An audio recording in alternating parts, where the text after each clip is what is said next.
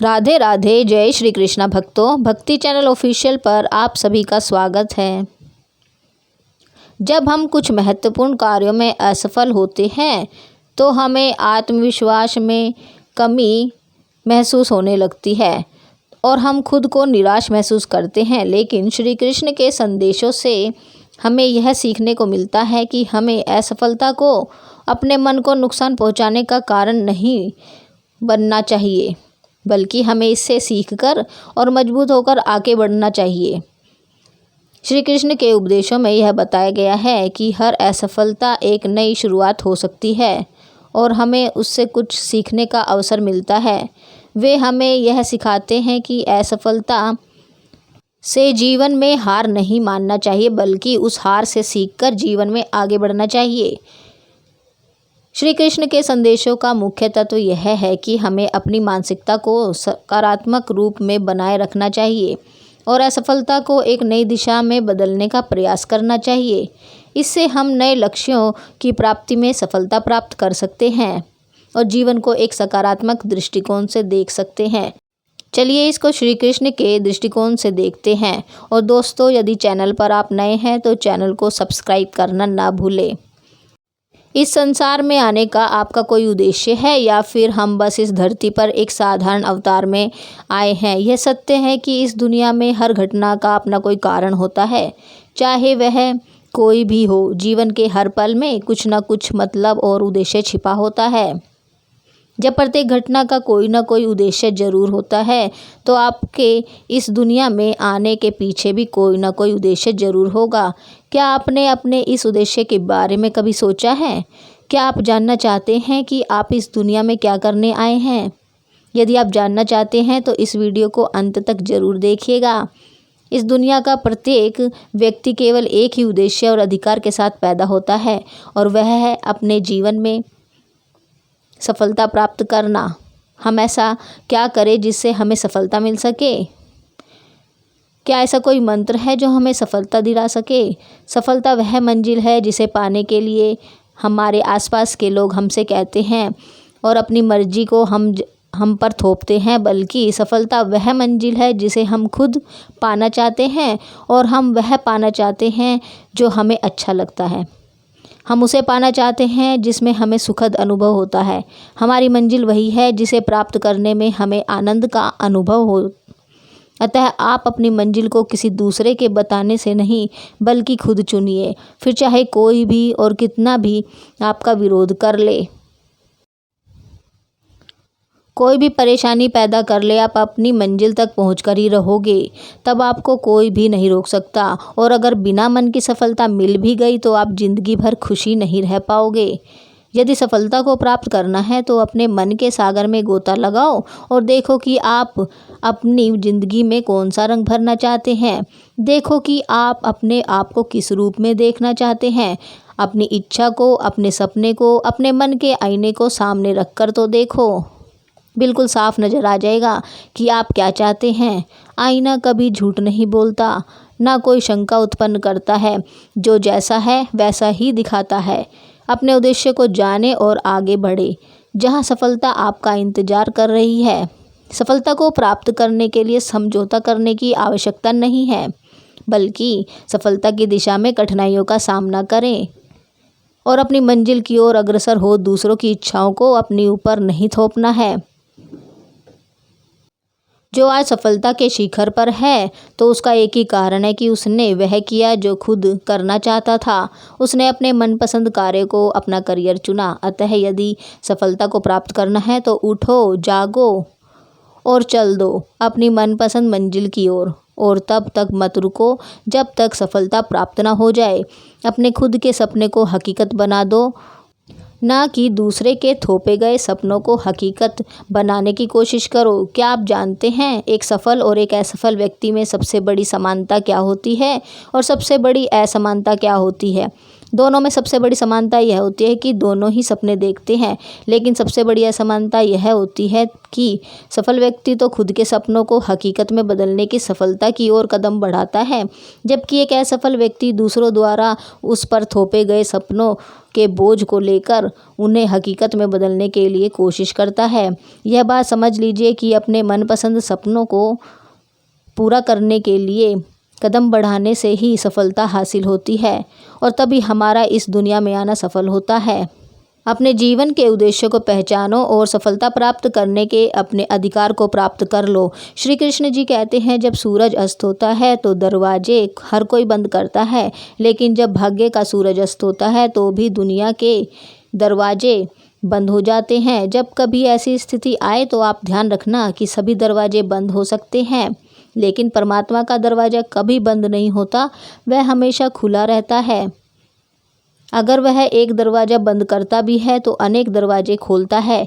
उदासी और दुख में डूबा हुआ इंसान बंद दरवाजे की ओर देखता है और जो दरवाजे खुले हुए हैं उधर नहीं देखता। जब हम किसी अहंकार में आकर यह सोचते हैं कि मेरी अकल, मेरी शक्ति, मेरा सामर्थ्य और मेरी योग्यता के कारण ही यह सब संभव हुआ है और मैं अपने कार्यों में सफल हुआ हूँ, तो ध्यान रखना, घमंड से इंसान फूल सकता है परंतु फल नहीं सकता, क्योंकि परमात्मा को किसी का अहंकार बर्दाश्त नहीं है। जब व्यक्ति ऐसा करता है तभी चोट खाता है। एक बार महाभारत में युधिष्ठिर के सवाल के उत्तर में भीष्म पितामह ने कहा, मनुष्य से बढ़कर कोई नहीं। आपको यह जानकर आश्चर्य होगा कि 84 लाख योनियों के बाद हमें मनुष्य जीवन मिलता है और संसार के सभी प्राणियों में मनुष्य ही श्रेष्ठ है, लेकिन इस धरती पर हम दुनियादारी के चक्कर में ऐसे फंस जाते हैं कि हमारी बुद्धि सीमित दायरे में ही सिमट जाती है। हम सांसारिक सुखों को ही सब कुछ मानकर उसमें लिप्त रहने में ही अपना सौभाग्य और अपने जीवन की सफलता समझते हैं। क्या आपने कभी सूर्य की बिखरी हुई किरणों को लेंस के माध्यम से एकत्रित करके किसी कागज़ पर डाला है? आपने ऐसा ज़रूर किया होगा और आपने देखा होगा कि जब हम सूर्य की बिखरी हुई किरणों को लेंस के माध्यम से एकत्रित करके उसे किसी कागज़ पर डालते हैं तो वह कागज़ जलने लगता है। ज़रा सोचिए, सूर्य की किरणें तो हर तरफ है, लेकिन फिर भी लेंस ने ऐसा क्या जादू कर दिया कि किरणों ने कागज़ को जला दिया। दरअसल ऐसा इसलिए हुआ क्योंकि लेंस को पता था कि उसका लक्ष्य क्या है। उसका अपने लक्ष्य पर फोकस था और सूर्य की हर तरफ बिखरी किरणें किसी को नहीं जलाती, लेकिन जब वही किरण लेंस के माध्यम से एकत्रित होती है तो कागज़ को जला देती है। फोकस की मदद से आप यह समझने लगते हैं कि आपको क्या करना है और क्या नहीं करना है। फोकस रखकर काम करने से हर बिगड़े काम बन जाते हैं और आप अपनी ऊर्जा को बर्बाद नहीं करते हैं। अगर आप किसी भी क्षेत्र में सफलता चाहते हैं तो आपको अपने काम के प्रति समर्पित रहना होगा। जब आप अपने मनचाहे क्षेत्र में जुड़ा कोई काम करते हैं तो उस काम के प्रति समर्पित हो जाते हैं तो आपको सफल बनने से कोई नहीं रोक सकता है, खुद आप भी नहीं। एक समय की बात है, एक यात्री एक देश की यात्रा पर निकला। जब रास्ते में रात हो गई तो वह एक व्यक्ति के घर रुक गया। उस व्यक्ति का नाम था गोपाल। गोपाल ने उस यात्री की खूब सेवा की और दूसरे दिन गोपाल ने यात्री को उपहार देकर विदा किया। वह यात्री गोपाल की सेवा से बहुत खुश हो गया और दुआएं देने लगा कि भगवान गोपाल को हमेशा खुश रखना और वह हमेशा दिन प्रतिदिन आगे बढ़ता ही रहे। इस बात पर गोपाल हंसने लगा और यात्री से बोला, जो है वह भी अब नहीं रहने वाला। इस बात पर यात्री गोपाल की तरफ देखता ही रहा और वहाँ से चला गया। कुछ साल बाद यात्री गोपाल के घर आया और देखा सारा धन और सारी संपत्ति सब कुछ उसका चला गया। गोपाल एक गांव के जमींदार के यहाँ नौकरी कर रहा है। वह यात्री गोपाल से मिलने के लिए वहाँ चला गया। गोपाल ने उस अभाव में भी उस यात्री का स्वागत किया और झोपड़ में ही फटी चटाई पर बिठाया। उसके पास खाने के लिए जो रूखी सूखी रोटी थी वह खाने के लिए यात्री को दे दिया। जब यात्री वहाँ से जाने लगा तो उसके आंखों में आंसू थे और यात्री कहने लगा कि भगवान, तुमने यह क्या किया? तो गोपाल फिर हंसा और कहने लगा, आप क्यों दुखी हो रहे हो? ईश्वर हमें जिस हाल में भी रखे हमें खुश रहना चाहिए, हमें धन्यवाद देना चाहिए। समय सदा बदलता रहता है और इतना ही नहीं, यह भी नहीं रहने वाला। इस पर यात्री सोचने लगा, मैं तो केवल वैसे ही यात्री, लेकिन सच्चा यात्री तो तुम हो गोपाल। कुछ साल बाद यात्री फिर से यात्रा पर निकला और गोपाल से मिला तो देखता ही रह गया। सब कुछ बदल चुका था। गोपाल अब जमींदारों का जमींदार बन चुका था। उसे मालूम हुआ जिस जमींदार के यहाँ नौकरी कर रहा था उसकी कोई संतान नहीं थी। उसने अपनी सारी संपत्ति और जायदाद गोपाल को दे दी। यात्री बहुत खुश हुआ और गोपाल से कहा, अच्छा हुआ वह जमाना गुजर गया, भगवान करे अब तुम ऐसे ही बने रहो। गोपाल फिर हंसने लगा और कहने लगा, आप फिर से नादानी भरी बातें कह रहे हैं। यात्री ने फिर गोपाल से पूछा, क्या यह भी नहीं रहने वाला?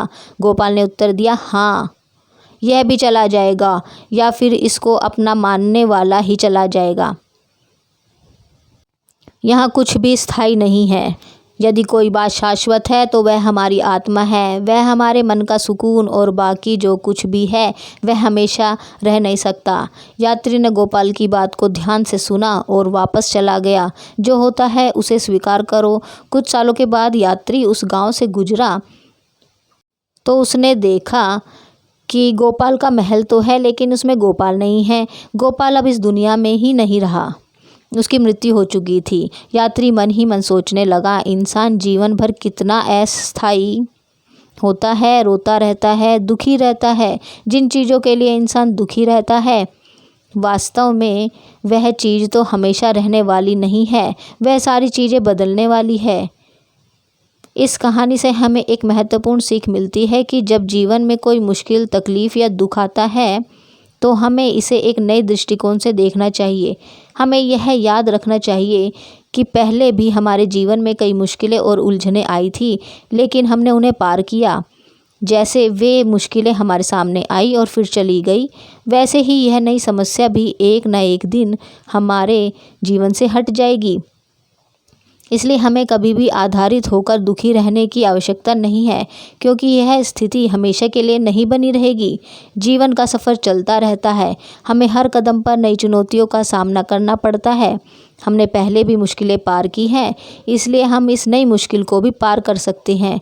इसलिए हमें हमेशा अपने लक्ष्यों की प्राप्ति के लिए प्रयासरत रहना चाहिए। सफलता को समझने का सही तरीका है कि आप प्रयासों का मूल्यांकन करें, न कि सिर्फ सामाजिक प्रतिष्ठा की मानकों पर आधारित होए। हमें यह भी स्वीकार करना चाहिए कि सफलता का सच्चा मतलब है स्वयं को सुधारना और अपनी ऊर्जा को सही दिशा में प्रवृत्त करना।